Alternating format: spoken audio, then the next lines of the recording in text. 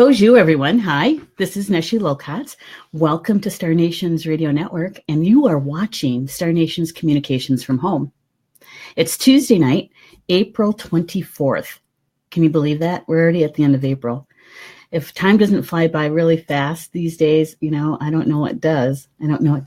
So Tuesday night, it was a beautiful day here today in Tomah, Wisconsin.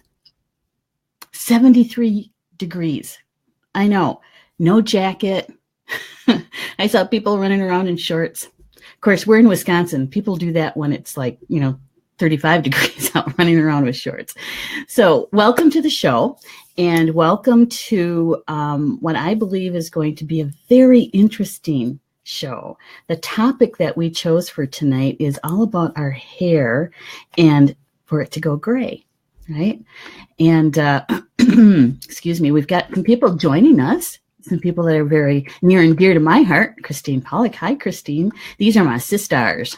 And this is Minnie Kansman's in the house. Yep. Oh, and good for you, Minnie. That's right. If you wouldn't mind liking the show and sharing it. And I'm going to do the same thing. I've got my phone. And the reason why we ask you guys to do this at every show is because we need to be able to get the shows in front of as many people as possible, right? And the only way we do that with Facebook and live streaming is for people to like, to share, and even to comment on the shows. And what that does is Facebook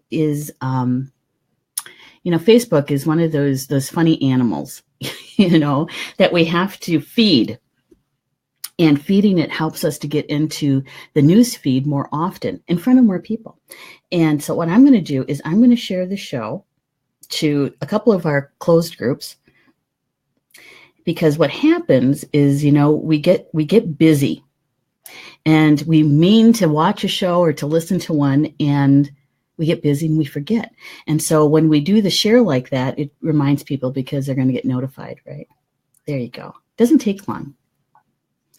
And I'm going to do this. There we go. It's actually pretty fast. The harder thing for me sometimes is to actually type something and have the correct spelling, because, you're trying to do it quickly. And I don't know about you, but, sometimes I think those buttons get smaller. And so you're trying to do it really quickly and very fast, and you end up misspelling stuff.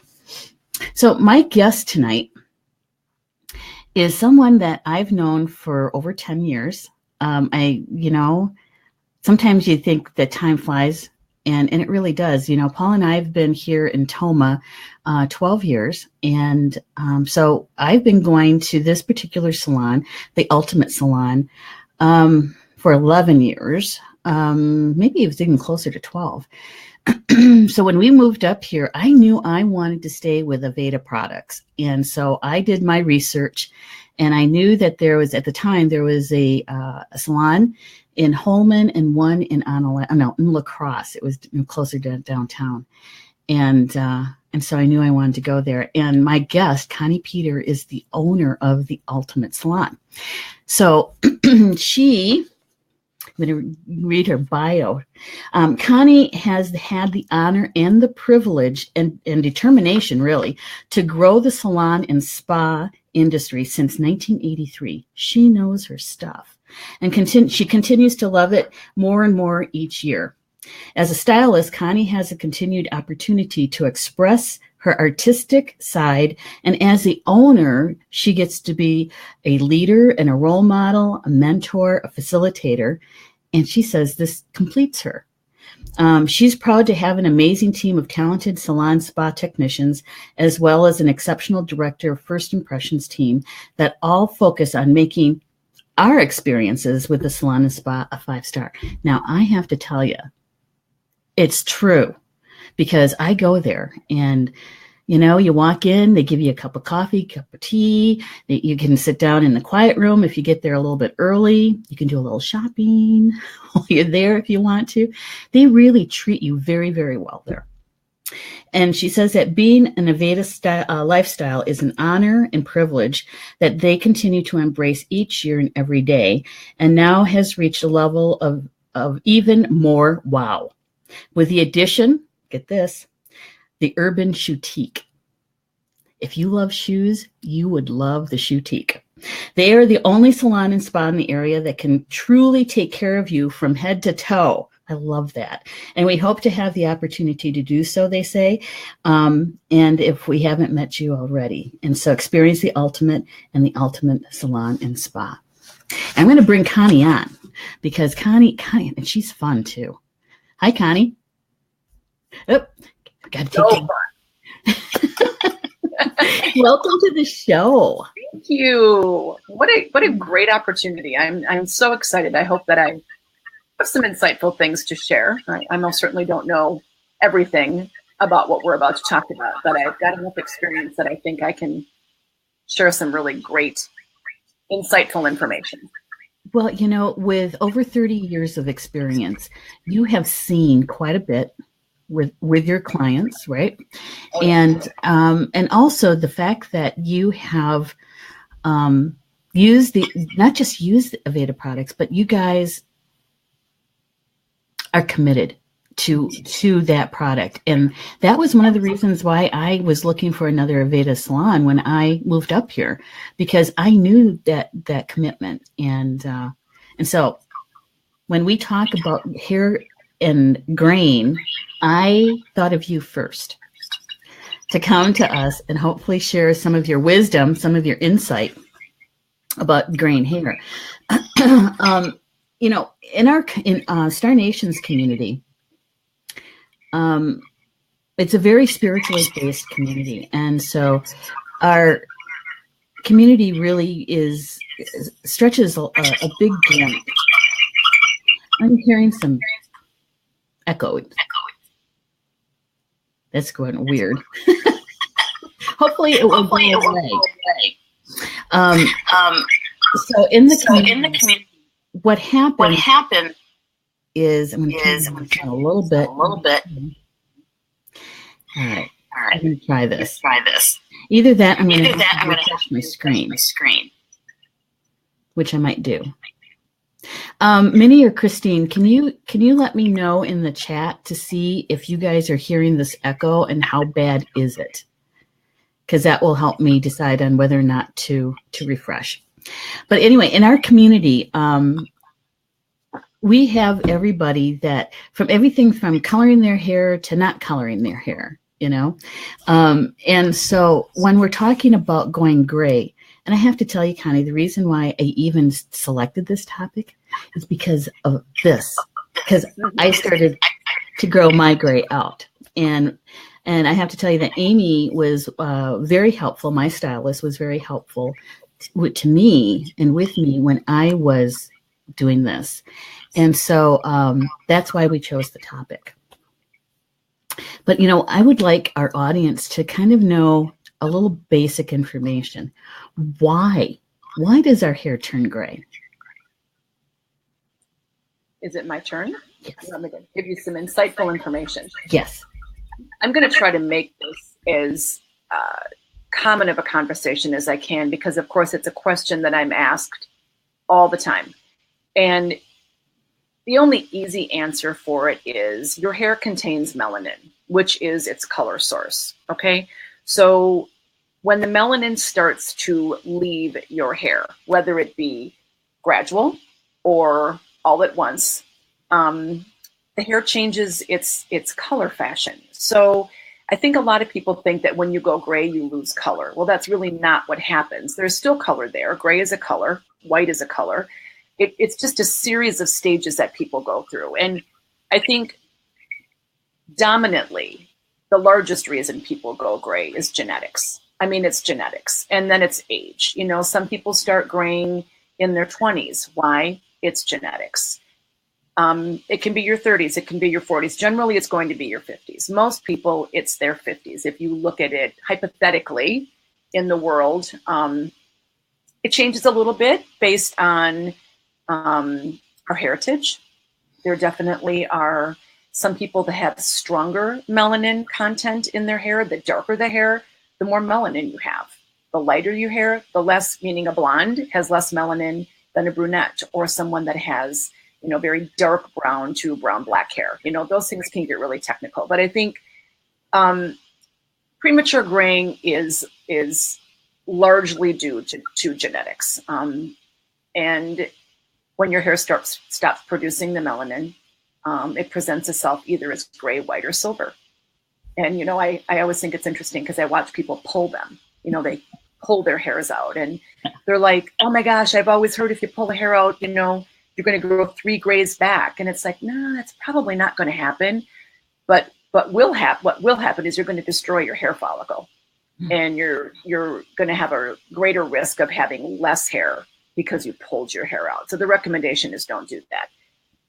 I grew up in a family where I had a lot of redheads, and you know, red hair can be very, very different. You know, anything from copper to, you know, what we call strawberry blonde, and they gray really differently. And I thought that was interesting just to watch because ginger hair is kind of the technical term for red hair. It's a prettier thing. I think prettier than red hair. It retains its natural pigment a lot longer than any other shade of hair, which I think is really interesting. Yeah. And it's not that they don't go gray, but they don't have to worry about it quite so much. It just simply fades through a spectrum of really pretty colors and then eventually will go silvery to white. They have much greater chance of being silver or white, where someone that starts out with really dark pigmented hair like yourself, you're probably going to be more salt and peppery for a while until your whole head makes the transition, if it does. I mean, no one knows, right? It's like one of those things that's unknown. A lot of people think it's stress. You know, stress causes my hair to gray. Oh, I had some wild teenagers and they gave me all this gray hair. And it's like, yeah, pretty much not that. Usually stress, what's going to happen to your hair when you're stressed is it's going to fall out. You know, I mean, it's going to fall out. So genuinely, I do believe that a lot of people will say, I didn't have this gray hair. We look at most presidents. When Barack Obama left office, you know, when he went through his inauguration process, everyone was like, look at him now. And then look at him then. And it's like, yeah, okay, maybe he stopped coloring his hair. He's probably not going to tell you, right? I think there's an element of what happens in our wellness that definitely affects our all over being, but chances are stress is not what causes your hair to gray as much as genetics. It's just really that simple. Well, I'm glad it's that simple. Yeah, Everybody typically says that, but you know, I think some people say, well, you know, I had a really stressful year. I didn't have any gray before then. It may have happened. I can't say it doesn't, but chances are that's not the reason. You just look back generations and you're going to find somebody. Most women will take after their father's side of the family when it comes to their hair genes.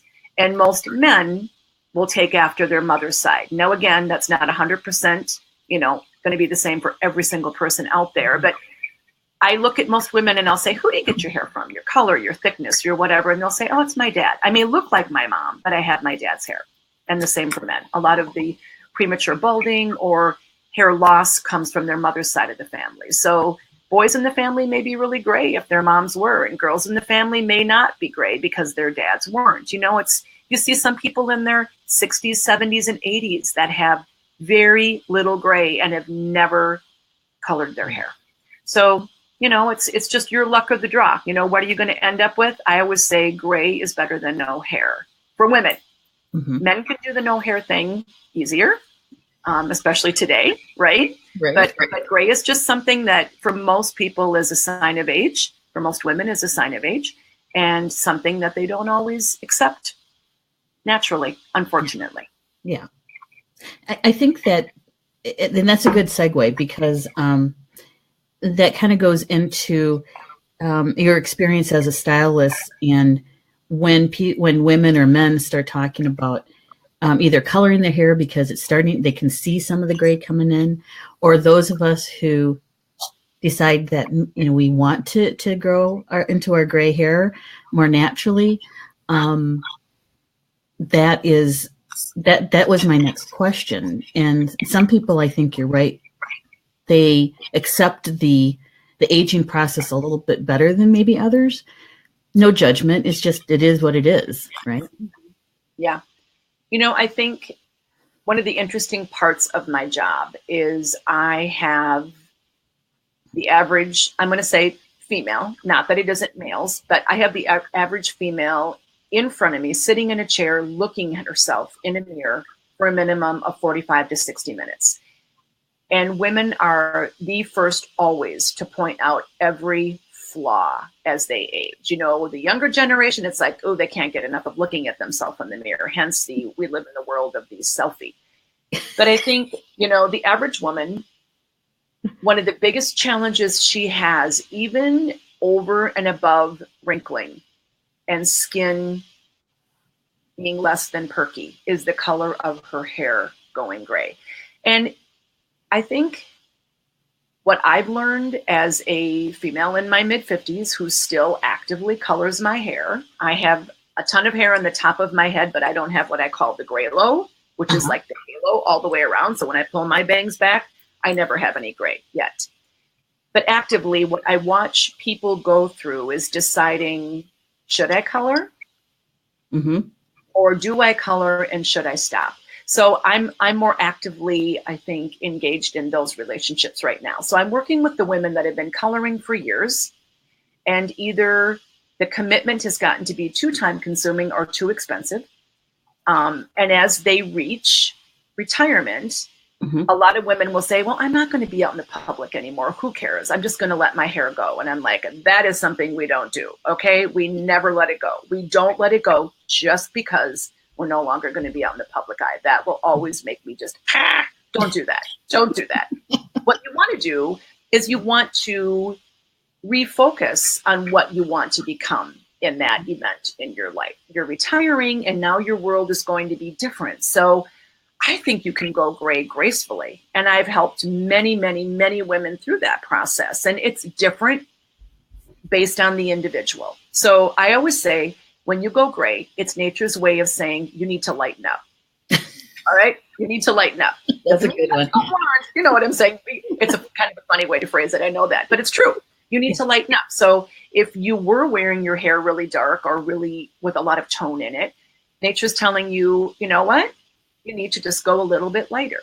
So I think when you go gray gracefully, and there are women out there that have never colored their hair, so this isn't applicable to them, because I think you can be completely gray always, but you got to have a haircut that you can rock the color. Right. Okay. So it doesn't mean that because you go gray, you can't have long hair. Some of us like long hair, and we're going to have long hair as long as you take care of it. But there's something about long blonde, long brunette, long ginger, and then long gray. So long gray has to really expedite its whole appearance into something amazing. So the cut makes all the difference in the world. So you're doing an all over color. You go in every 3 to 8 weeks. 3 is on the short end, but you're really extreme. You don't want to see one gray hair. And 8 weeks is, oh, I kind of forgot. I should have gone in earlier. And now you look like you should have gone in earlier. But you've been doing a solid retouch. That means you're covering all the hair. You know, we're coloring all the hair that's grown out. It's called outgrowth. It's not called roots. That drives me crazy. Roots are beneath the dirt. Yeah. So what the dirt is outgrowth. Okay. So that's a outgrowth. All right. Yeah. And you can tell the people that sit in my chair, I've got them trained. We do not say roots. But anyway, there's hairdressers that say roots. I don't know why it bothers me, but I just think it's beneath the dirt. But anyway, as it grows out, you've been coloring it solid. Now you have an opportunity to do one of two things. You could just do a foil where you weave part of the hair out and you only color part of what's grown out. So that allows you to see a little gray all of the time.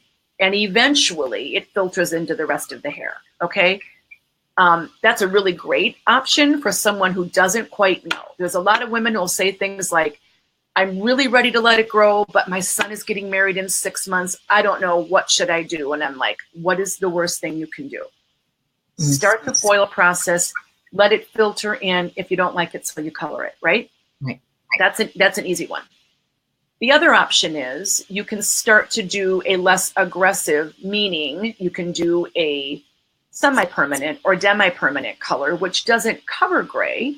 It just filters it. So you'll always see a little gray shimmer through, and gradually it rinses out. But it allows you to navigate through a process that is never going to be easy, but it most certainly can be less painful.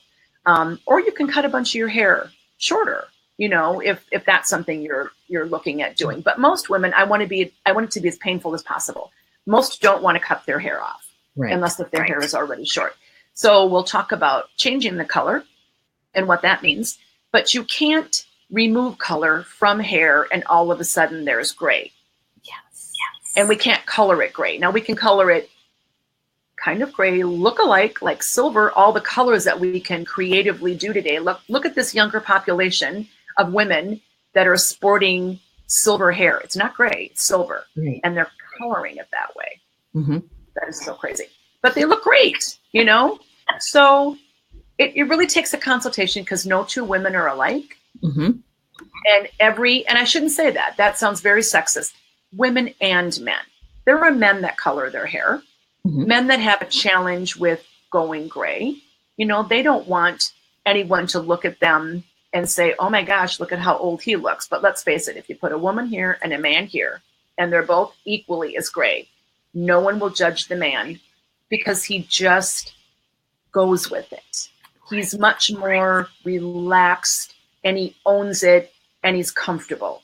The average woman feels like she's lost her identity when she first goes gray. It's traumatic. It stands out. It's screaming to her. And I sometimes think you only notice it when you've got less than 10%. When it gets to be more than that, it's no longer a big deal, because you've accepted it, right? You've embraced it. It's when you can still count them that you're panicking. When you get past the I can count my gray hairs, right? We have a question. Actually, more of a statement. Lisa. Unfortunately, I work in sales. There's already enough bias being female. You can't look old, and women are judged way more on looks than men are. Yeah. You know, I think, again, in the position that I'm in and what I've heard from, I totally agree with how she's feeling and where she's at. But I think I think we're moving into a world where you just need to step back and say, if you're going to judge me solely on my appearance, all right, you don't know me at all, or what I'm capable of. And again, I'm sitting here as a woman that colors my hair because I'm not ready to not yet. Right. But I think it's how you put yourself together from head to foot, not just the color of your hair, but I see women. I got a coffee this morning at a local coffee house, and there was a woman that was dressed very nicely, and she obviously had gotten out of the shower, twisted her hair, and put it in a big claw clamp. And that kind of thing to me always is, you could have dried it. You know what I mean? And I think about those things because she's so put together, but her hair is the last thing she worries about. I think it's a whole picture. So if you don't want to mess with your hair, get something that looks great on you and is low maintenance. And if people are going to judge, that's not on you. It's on them. It's on them. Right. You know, when I did this, I cut my hair short because it was thinning. Stress, really. That's what that was all about. And my hair was below my shoulder blades. It was quite long. And I kept getting shorter and shorter. It's like, because it was thin. And I didn't know how long it was going to take for it to be better. And so, you know, I focused on other things to de-stress. And then I was having a hard time getting in to get the color because it took a while to find somebody to be with mom so it could be gone for 3 hours. So instead of stressing more about it, I just thought, you know what? This might be the perfect time because it's short now and to grow out the gray. And let me tell you, the stylists are so helpful when they know what you're doing. Because they can give you options, like you just mentioned to us. Yeah. It's so much about the consultation. And I can't say what it's like in in every business. I mean, the longer you get to know the person who's sitting in your chair, the more you navigate into conversations that are personal, obviously. But it's always about the guest first and finding out what are your needs today. You know, where are you at? Are you happy with what we're doing? And if you don't have those conversations, I always look at it like, would you not have that conversation with your doctor or your lawyer or your dentist? Aren't you there for a reason? If you're only there for social hour, that's what you're going to look like when you leave, more than likely. Somebody's going to forget you were growing your bangs out and cut them off. Or somebody's going to forget that you didn't want to do your solid retouch, you know, on your outgrowth, and they're going to do, you know what I mean? It's, the conversation is, I've been thinking about making some changes, or I've been noticing this difference in my hair. I had somebody say to me a few weeks ago who was new in the area, and they said, you know, I saw the same person for so long, I felt like she lost all her creativity with me. And I think for as long as I have been doing hair, I have always hoped that no one would ever say that when they left their time with me, because there's so many needs that we have in our life that we attend to every day, but so little time that we put into attending.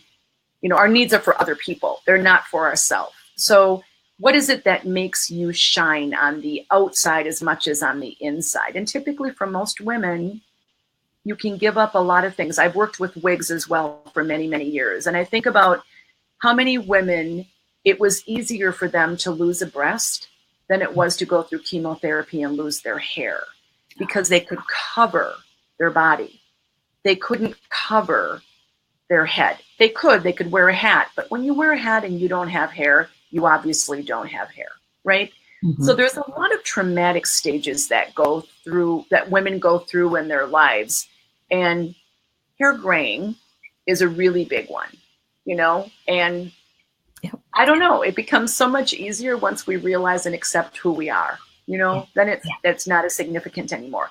But when you talk about stress and hair thinning, and again, I said that's not a dominant reason for hair graying. No. It's just have those conversations. And if you can't have a really great conversation with the person who you're putting your hair in their hands, then move a chair.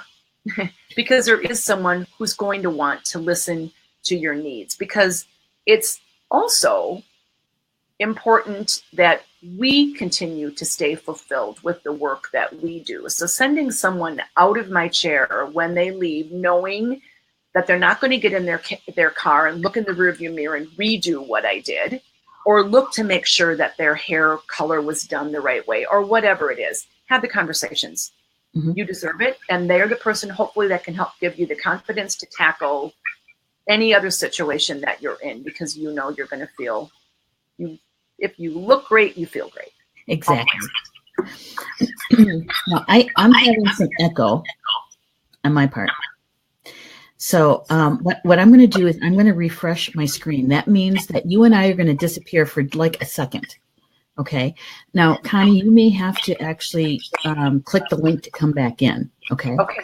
All right. Okay. So, audience, we will be right back.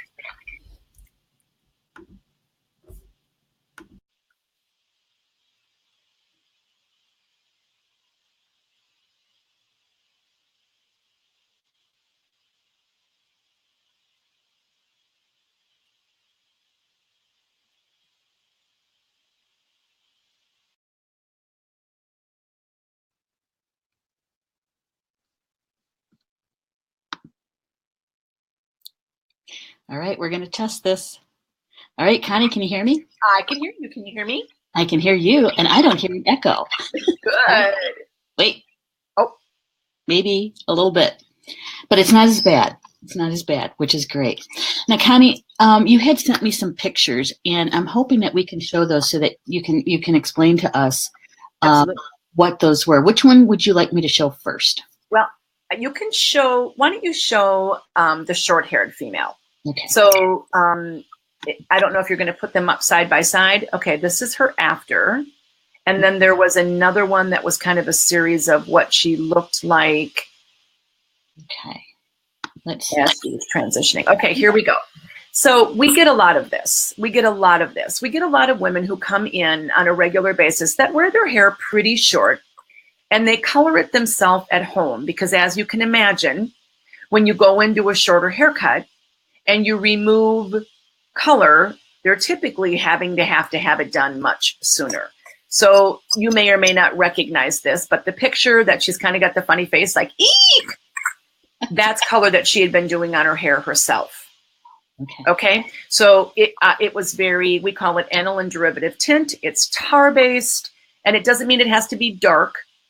And that's why it's tar-based. It's just a different color than what we would use in the salon. So anyway, through a little series of haircut operations, her color was removed just through a cutting process. She did not have to go through a lot of color removal. There was a little bit. If you look at, again, the picture where she looks like she's going, eek, and then the shorter, there definitely was a process. If you look at the top of her hair, where there were some foils put in to do a color removal process where she just didn't look quite so intense. Again, if you're graying, coloring your hair, my recommendation is you need to lighten up. So we'll usually say if you're going to let your gray grow out, you can make it easier on yourself by making it a little less intense. So that's kind of, the visual that you're getting there. Color she did herself, a couple haircuts later, removing the color, lightening it up a little bit. And then the other picture that you had up first is where she's at now. And I just think she looks amazing. Like, it's something to me that is just like, whoa. And you see a lot of this. Why is gray so inconsistent throughout the head? Well, Yvette, you have the same thing. Mm-hmm. You've got a splash that's, more prominent around your face. And that's what we call the gray low. Okay. Again, it's what highlights and surrounds the face all the way around the back hairline. And it might be that way above the ears, up to the receding hairline area. And then her crown, you can see, obviously isn't as gray as the rest of her hair. Mm-hmm. So this was an easy transition. She was short. The other picture that I have, unfortunately, I couldn't get the before. But this woman, last August, decided to journey through going, letting her hair go gray. Mm-hmm. And she was very dark. And the last thing she wanted to do was cut her hair off.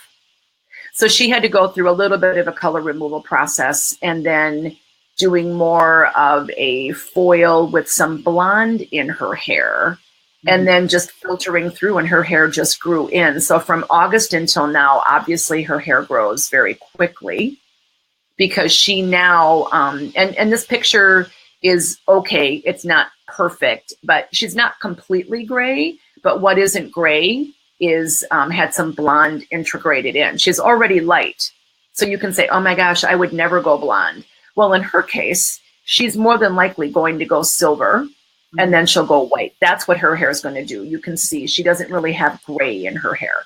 So this was a really cool transition, and I wish I could have gotten the before picture for you, but unfortunately we didn't. But we do a lot of this all of the time. And it's such a cool transition, and especially with the modern day technology of cell phones and iPads and whatnot, and getting permission from both of these women to share these pictures was crucial for me because I wouldn't have done it without them saying, oh yeah, please do. But it was a journey for them. This particular woman is in her mid-60s. The first headshot that we had, that woman is in her mid-30s. Wow. So there's a big difference. Yeah. A big difference. Hair color really, truly, sets a precedence, but it's the haircut too. And please thank them. Yes, absolutely. Yes. Now we have Judy. She says, "You ladies are just like bartenders. I end up talking like my best friend, the hairdresser. And before you know it, I'm telling the whole life story. Listening to us." Well, I think it's an interesting world because when I first started out in this business, it was a very different world. You, as a guest, could sit in my chair and smoke cigarettes.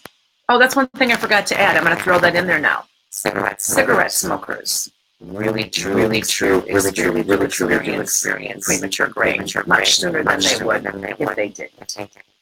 It's another health thing. So anyway, You could sit in our chair and you could smoke cigarettes. We could stand behind you and smoke cigarettes. And the gossip went on and on and on and on and on. Well, obviously, it's a very different world today.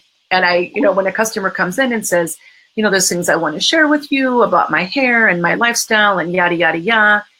And I'm just hoping it can stay here. And I said, don't you worry. You go to the hospital and they have HIPAA. In the hair salon, if you're in the right salon, we have HAIRPA. So you're safe. We don't share things. But you learn a lot about a person through their life stories. You learn a lot about a person, and you learn a lot about, you may not know what you do want, but you do know what you don't want. Yes. And that's kind of the premise of where everything starts with me when I'm working with somebody new for the first time. Mm-hmm. I see that you have some gray in your hair. I see that you have some, if somebody comes in and they have thinning, or they have what we call alopecia areata, where you have baldness and spots. These are all really sensitive issues, and they're all directly aligned with your life story. It could be your health and your wellness. It could be your diet. It could be trauma. It could have been a head injury. There's all kinds of things that can happen, but I'm not going to sugarcoat. If I see a mole on your scalp that I'm concerned about, that I didn't see 3 months ago, I'm going to say, Yvette, I don't want you to panic, because I don't know, I can't diagnose, but I'm just kind of seeing something on your scalp I'm a little concerned about. I really think you need to go to the dermatologist and have that looked at. Mm-hmm. And in the last 5 years, I have had 12 women come back and say, well, they cut out a chunk. It was precancerous. Thank you. Because you will not see it. You will not feel it. But we do a lot of exploratory examination when we do our scalp massages. And any really good Aveda salon, that's part of what we do. We're examining. So we're relaxing you, but we're also looking. So for the women that spend a lot of time outdoors in the summer, you pull your hair back and, you've got a part line in your hair because you're not good about wearing a hat. Well, guess what? You're going to sunburn your scalp. It's going to happen. And then you're going to hurt. And then you're going to flake. All right. What you've done that's really scary is you've now jeopardized, you've created an environment where you're at a greater risk of skin cancer on your scalp. So wearing hats is significant. It really, really is. Not just to protect your hair color, but to protect the overall wellness of your scalp. So those are the conversations you need to have. Will you look at my scalp and check to make sure I don't have anything funky, please? I can bet you that most of our audience doesn't realize that their hairstylist is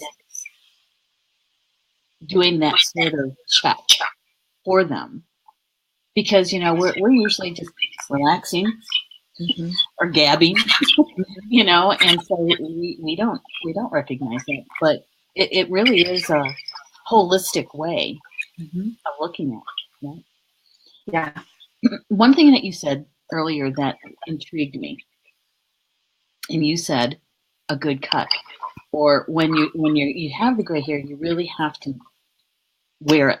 You have to own it. Yeah. That's what you said. Yeah. So can you talk to us a little bit about the cut?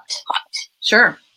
We used to have baskets filled with horrible hair magazines that weren't realistic for the average woman to pick something out of it that she wanted to do. But we had them because it told a story. If I just explained to you what I was going to do to your hair, or if you just explained to me what you wanted me to do to your hair, we would never have the same end result. Communication would fail unless if we've gone through trial and error many, many times. Today, all of my technicians have chairside iPads, and I encourage them to create lookbooks, or, we've got Pinterest, or it used to be Google. Google search was okay, but now we've got Pinterest.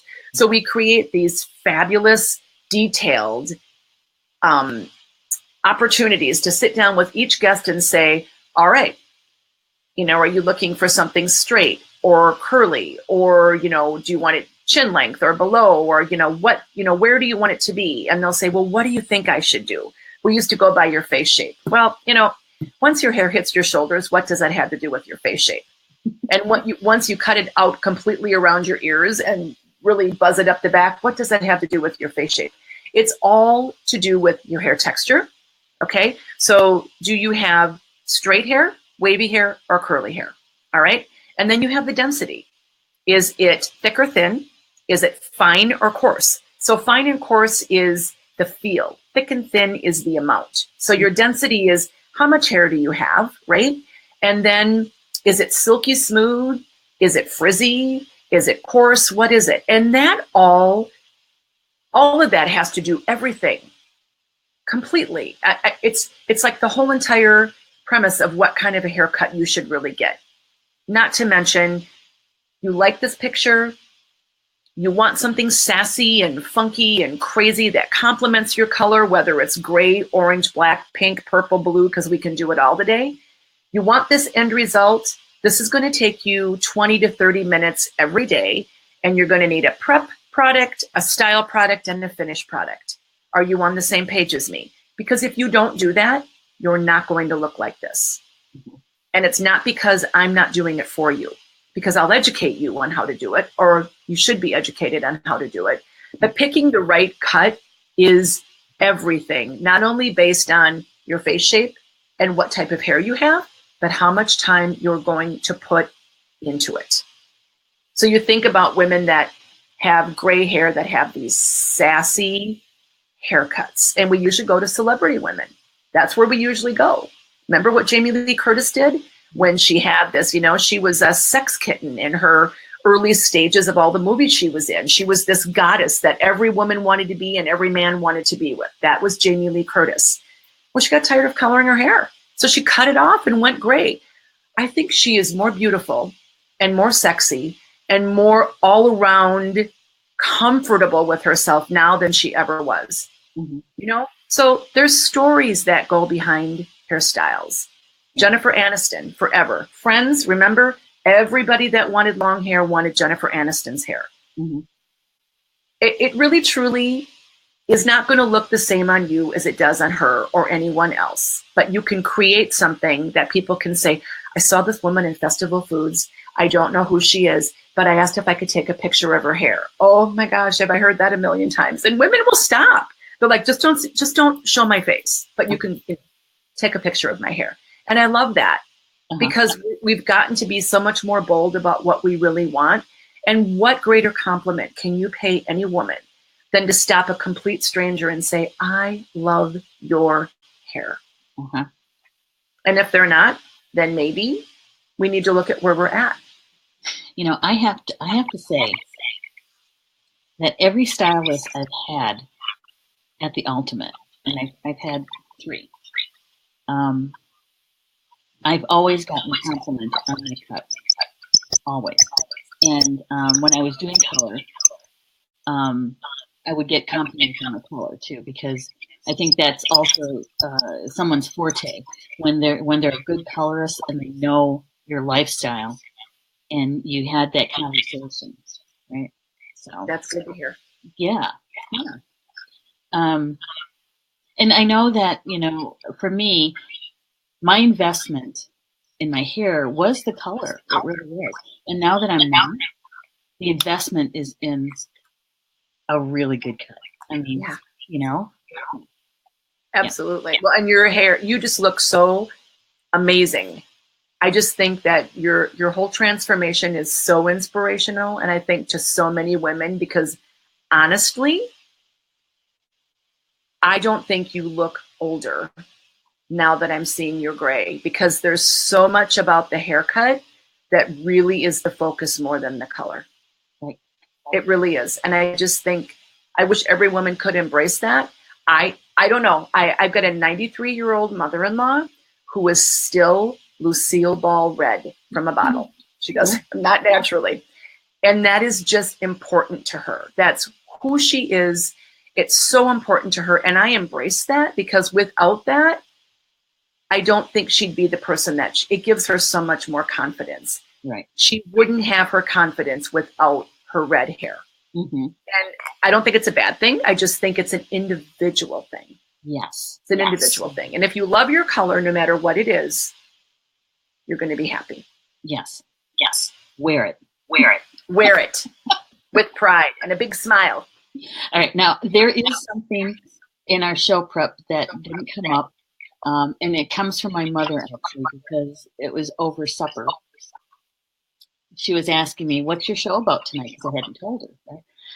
And, she's 98. She's going to be 99 in June. And so she was saying, oh, that sounds like it's going to be a fun show. She goes, now make sure you tell them about my hair. Okay. Well, Okay. my mom has been grayish, probably since her late 50s, early 60s. But it wasn't until, it's been about, let's see, she's been with us 5 years, 6 years. It's been at least 7 that her gray hair is turning darker. So it started around here. I said, if I didn't know you better, I would say that you put a rinse in your hair, right, to color. But she doesn't. And so it where you say the gray low is, that is starting to turn dark hair again. Now there is a spot like under her crown that a couple of years ago she had, I don't know, it kind of looked like Cradle's cap to me. It was, and so I used some essential oils on it, and it happened to be Sacred Frankincense. Now it could be it was just because I was massaging her head, and it didn't have anything to do with the oil. But where I put the oil, it is black hair, and it's about the size of a dollar, over a dollar.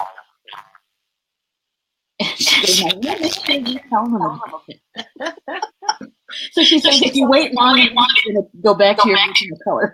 Yeah, I was going to say, who knows? And if we were all fortunate enough to live to be that age, and did she ever color her hair? No, she didn't. I think there's so much that happens in our bodies and in our skin. It can be medications, it can be the water, it can be in our diet.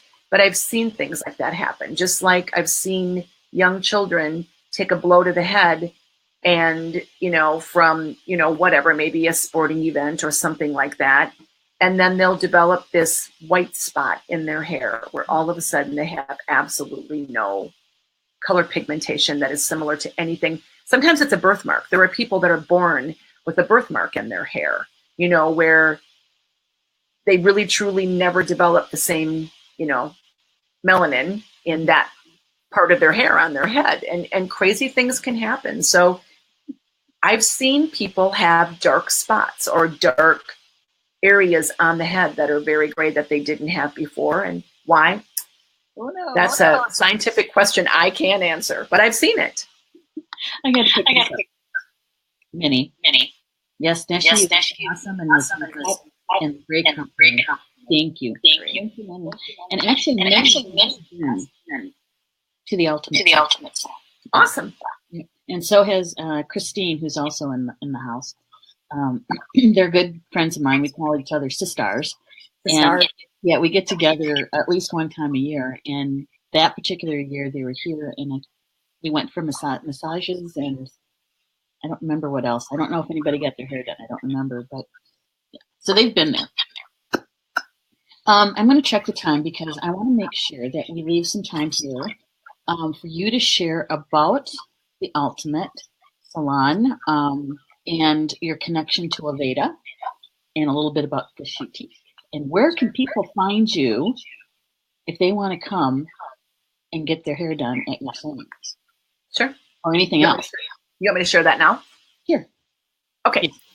So we are currently located in Onalaska, Wisconsin, which is just a bit east of La Crosse. Conveniently located. We're kind of tucked away back in a little corner, but once you find where we are, we're easily accessible and we're not in crazy traffic. We're kind of in a cool little tree house. And I selected this location because I started out downtown La Crosse and then I expanded into Holmen.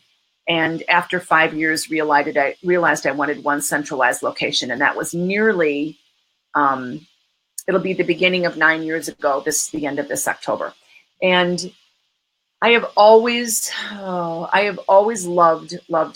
working with people, always loved doing hair, always loved being in the beauty industry, because I think we have an opportunity to build relationships and change lives with just a snip. And it's typically going to be painless, okay? I know that as I get older, my daughter works for me. She's 30 now, pregnant with number 3, due the end of June. And I'd always hoped that she would be my succession plan, which in my mind isn't going to happen for quite a while yet. But I don't know. I don't know that that's what I don't know that my dream was her dream, right?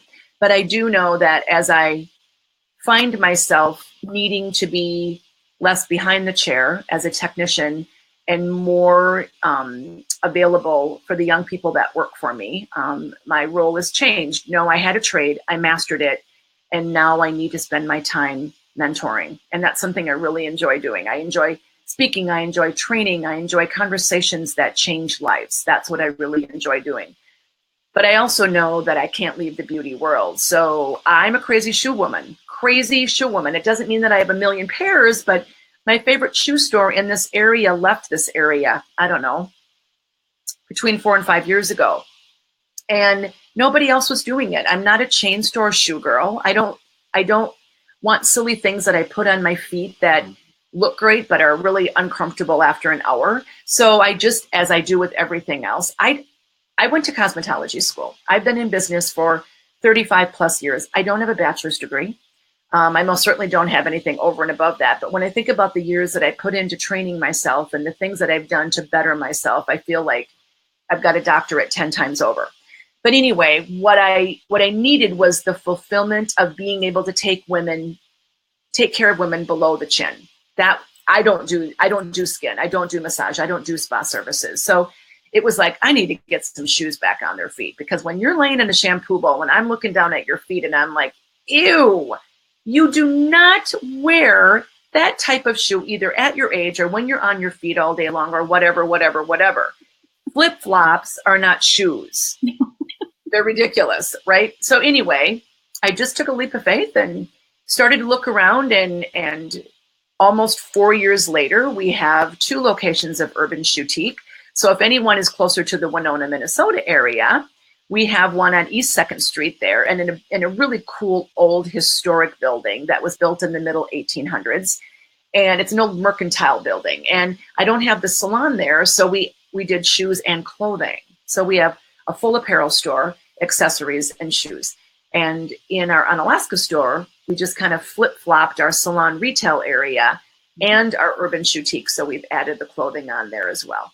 And it's just simply fun. Our customers, my female customer who comes into the Shoetique, is 18 to 80 plus.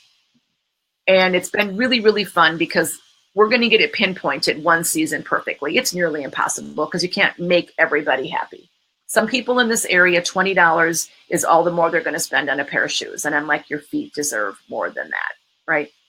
And we're also trying to fill our niche for the men as well. We have a lot of men that come into the salon, a lot of men that really, truly need just a little bit of guidance on what women are looking for when we look at them and what they wear, especially in their jeans and their shoes. So we're working on that, and it's great fun. My husband has been he's gradually retiring from over 35 years in aviation. He was a pilot, and so we've never lived together. I mean, full time. We've been married 25 years, and he was gone every other week for that amount of time. So he's home all the time now, and we're learning how to make this work. But he's finding out what it is that I've done all these years that he's known me, and it's really kind of cool because he's very supportive, and he's a face in Urban Shoetique. He will not be in the salon. We keep him out of there other than to walk by and say hi to people. But he's finding that there's really an awesome opportunity in the world of beauty because you make people feel great. Yeah. And we love that. And I have to say, I actually came up to you the day that I was in a I knew that you guys switched doors. I knew that, but you getting a habit, right? And so I did go in, and I was kind of looking around, and I before I left, I went up to you and I said, "Brilliant!" It was perfect.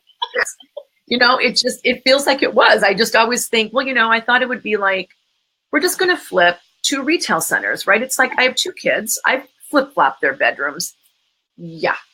it wasn't quite that easy. But in the end, now that it's happened, it's great. And I just hope everybody will take the opportunity at some point, because there's just not a lot of shopping in our area.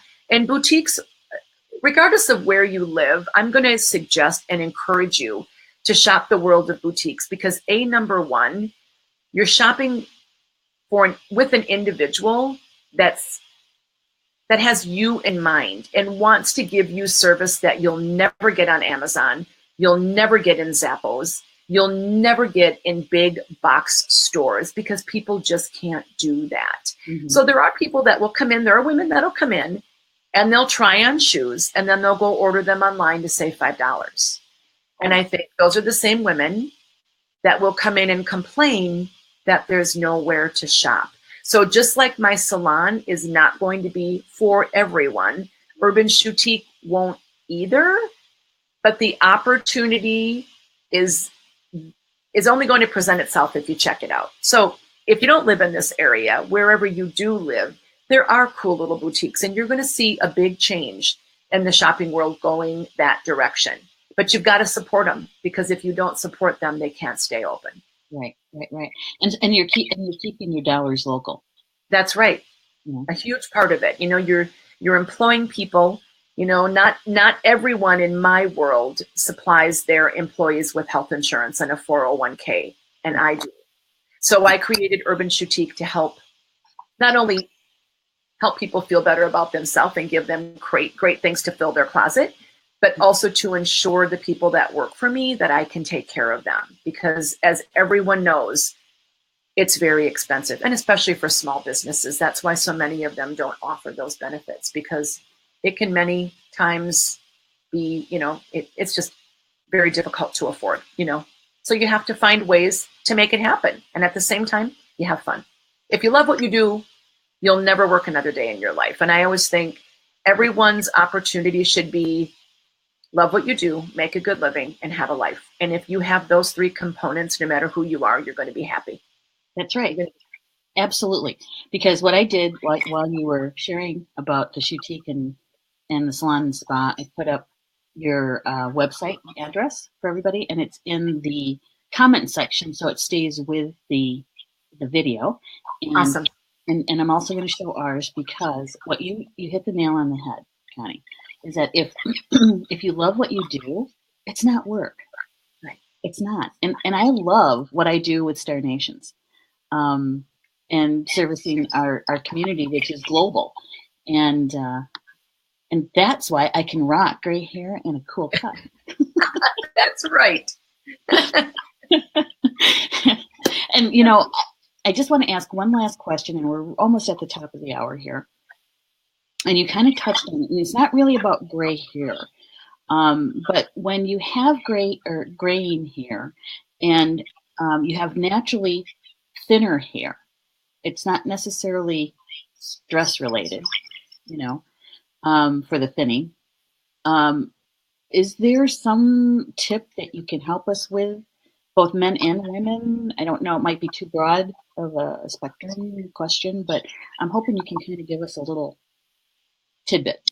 Okay, so is what you're asking me, if that is the type of hair that you have, what you can do to style it? Yes. Is that what you're asking? Mm-hmm. Well, I always tell people, fine, thin hair and thick, coarse, heavy hair have two common denominators, and both of them struggle with weight, or if you put more weight on them. So, we've all seen, I'm going to say primarily women, because I don't think there's as many men today that I know that wear their hair longer as women do, but there's so many women that have a hard time saying goodbye to their longer hair. So as their hair changes, the texture, the color, the density, generally it's going to be much easier if you not only, like I said before, lighten up, but shorten up a little bit. Because if you feel like, oh, I styled my hair and I used my products and it looked great, and then I went outside and then it changed, because we live, at least in the Midwest, we have 4 seasons. So your hair can be totally different based on the season. So it's having that conversation with your hairdresser about how long can I go Or how short can I go before I break rules? Because going too short can also be a problem. You know, if you've got lifeless hair, going too short, all the product in the world isn't going to help. It's You know what I mean? So it's finding the length that works best for you and the product that you can use, and then deciding how much time am I really willing to put into it. And then if you feel like you're all thumbs, having someone skilled not only cut your hair, but show you, put the blow dryer and the brush and the comb in your hand and show you how to do it. That makes a really big difference. Okay. And so in my world, what you just said is that you really, if you have thinner hair or the density, situation is, or anything really, is that your relationship with your stylist is really going to help you have the kind of style with your hair that you're looking for. And they're part of your education. Right. It's their job. It's their job, no different than your doctor. He's not going to prescribe something for an ailment that you have and not educate you on how to use it or what you need to do. If you choose not to, then your end result is on you. Mm-hmm. But if you've got someone that can't take the time or chooses to not educate, some people are really great. Some stylists are really great at cutting, but they can't finish worth a hoot. So then you just, it's difficult. So you need to have that conversation. I love how you cut my hair, but I need someone to help teach me how to style it. So it's all on you in the end. The products that you use and the time that you put into it in conjunction with the haircut that you have mm-hmm. is what's going to give you the end result that's going to make you happy at the end of the day. Right. Absolutely. And I have to say, today, Tuesdays are like crazy busy, right? And I had to go to Alaska besides. So this morning when I did my hair, really this is just a blowout. I didn't have time to use a flat iron so it's good product, and taking the time to blow dry it didn't take very long. But this is because I have a good cut. Mm-hmm. Absolutely. Yeah. So for our audience out there, thank you so much for being with us tonight. We're at the top of the hour, and we could probably go at least another half hour with all kinds of questions about hair. But Connie, I want to thank you for taking the time to be with us tonight. Oh, my pleasure. It was fun. I really enjoyed it. And like I said, the information that I give is what I know and what I have been, the information I've been given is from people that I've respected and grown with over the years. And I live by it and breathe by it. And I just say, whatever it is that you want your hair to be, embrace it, enjoy your life, and know that if you feel like you look good, you will feel good. That's right. And get that relationship with your hairstylist going. Communication. All right. Well, thank you, everybody. And thank you for those who will be watching the recorded show. If you could also please like and share the show, that would be fantastic if you did that for us. With that, we'll see you next week on Star Nation's Communications from Home, and enjoy the rest of your evening. It's gorgeous here, so enjoy the rest of your evening. Goodbye, everybody. Bye-bye.